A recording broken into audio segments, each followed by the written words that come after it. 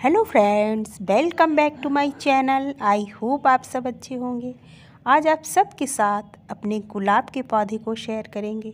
गुलाब का पौधा पूरे साल भर फ्लावरिंग करता है, चाहे गर्मी हो चाहे सर्दी हो। जब सर्दियां होती हैं तो गुलाब के पौधे का जो फूल है उसका साइज़ बड़ा होता है और ज़्यादा मात्रा में आपके गार्डन में फ्लावरिंग होती है। लेकिन गर्मियों में भी आप अपने गुलाब के पौधे से ज़्यादा फूल ले सकते हैं और गुलाब के पौधे का जो फूल है वो भी बड़े साइज़ का हो सकता है।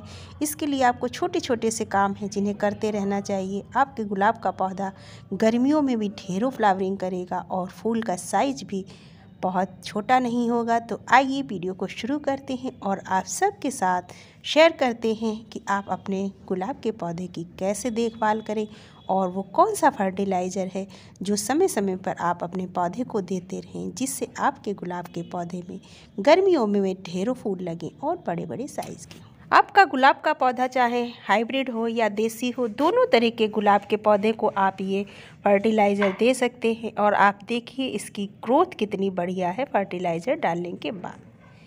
गुलाब के पौधे की देखभाल में सबसे पहला काम जो है पौधे की कटिंग। सर्दियों में आप जब कटिंग करते हैं तो देखते हैं कितनी नई नई ब्रांच निकल कर के आती हैं।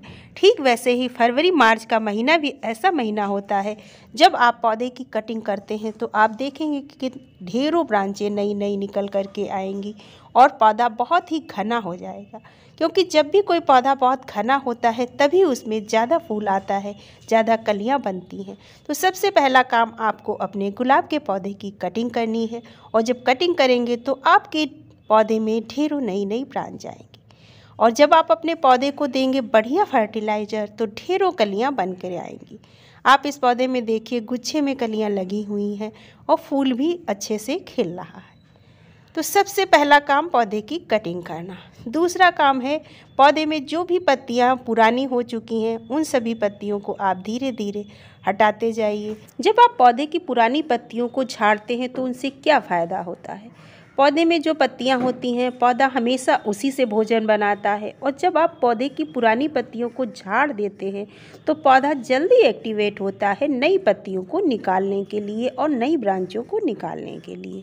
तो कटिंग करने से और पौधे की पुरानी पत्तियों को झाड़ने से हमको ये फ़ायदा रहता है कि हमारे पौधे में पत्तियाँ और ब्रांचें जल्दी निकल कर के आती हैं। इसी के साथ साथ आपके पौधे में जल्दी ब्रांचें निकलें, इसके लिए आपको सुबह सुबह अपने पौधे के ऊपर हमेशा पानी से स्प्रे कर देना चाहिए।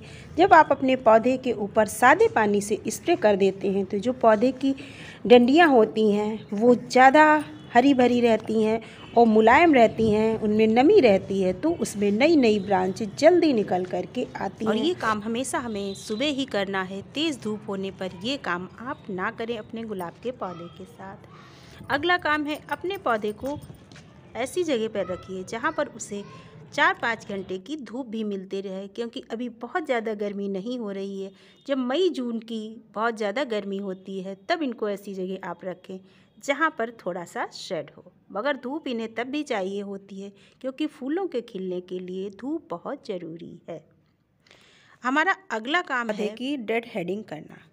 जैसे फूल खिलता है और फूल खिलने के बाद जैसे ही वो फूल सूखे आप उस फूल को हमेशा काट करके हटा दीजिए, क्योंकि जब फूल लगा रहता है तो भी पौधा नई नई कलियां नहीं बनाता है, उसकी एनर्जी उन फूलों में बेकार चली जाती है। तो फूल जैसे ही सूखने लगे 1-2 दिन बाद उसे हमेशा काट करके हटाते रहना चाहिए। अब हमारा सबसे ज़रूरी काम आता है पौधे को देना है कौन सा फर्टिलाइज़र, क्योंकि जब पौधे को आप समय समय पर बढ़िया खाद देते हैं तो पौधे की ग्रोथ अच्छी होती है और उसमें कलियां भी भरपूर मात्रा में बन कर के आती हैं। ये हमारा हाइब्रिड गुलाब है और आप इसकी भी ग्रोथ देख सकते हैं कितनी अच्छी ग्रोथ हुई है। इसमें ये जो है ये होती है बेसल सूट, और जो इस नॉट एरिया के नीचे से ब्रांच निकल आती है वो सकर ब्रांच होती है, उसे हमेशा काट करके हटाते रहना चाहिए, वरना पौधे में वही ज़्यादा फैल जाती है और आपके पौधे की ग्रोथ रुक जाती है। 1 लीटर के लगभग हमने पानी ले लिया है और जो फर्टिलाइज़र देंगे वो है कॉफ़ी पाउडर, हमारे किचन में ही हमको मिल जाएगा। और ये 2 रुपए वाला जो सेसे है एक गमले में डालने के लिए काफ़ी होता है। इसको आप घोल के रख दीजिए, 10-15 मिनट के लिए इसे छोड़ दीजिए और उसके बाद आप अपने पौधे में इसे दे सकते हैं। कॉफ़ी पाउडर में नाइट्रोजन, फास्फोरस, पोटेशियम तीनों भरपूर मात्रा में पाए जाते हैं। जब आप इसको मिट्टी में डालते हैं तो इससे मिट्टी की जो उर्वरक क्षमता होती है वो बढ़ जाती है। जब भी आप इस खाद को दीजिए तो चेक करके दीजिए कि मिट्टी बहुत ज़्यादा गीली ना हो, वरना आप जो ये लिक्विड खाद डालेंगे वो सब बेकार हो जाएगी। तो मिट्टी हमेशा सूखी होनी चाहिए। 1-2 दिन पहले से ही आप पौधे में पानी देना बंद कर दीजिए। ये हमने सारी घास फूस जो थी गमले में उसे निकाल करके हटा दिया है और मिट्टी की गुड़ाई कर लीजिए और हो सके तो 1 दिन के लिए मिट्टी को ऐसे ही छोड़ दीजिए और उसके बाद आप इस खाद को अपने पौधे में दे दीजिए। इस खाद को आप सुबह या शाम किसी भी टाइम पर दे सकते हैं। दोपहर के टाइम पर आप इस खाद को अपने गमलों में ना डालें, नहीं सही रहता है। इसी तरीके से आप अपने पौधे में इस खाद को 15 दिन के बाद दोबारा से रिपीट कर सकते हैं। और कोई भी जब आप खाद देते हैं तो उसका रिज़ल्ट आपको एक ही दिन में नहीं मिल जाता है, कम से कम 7 दिनों के बाद उसका रिज़ल्ट आपको दिखना शुरू होगा।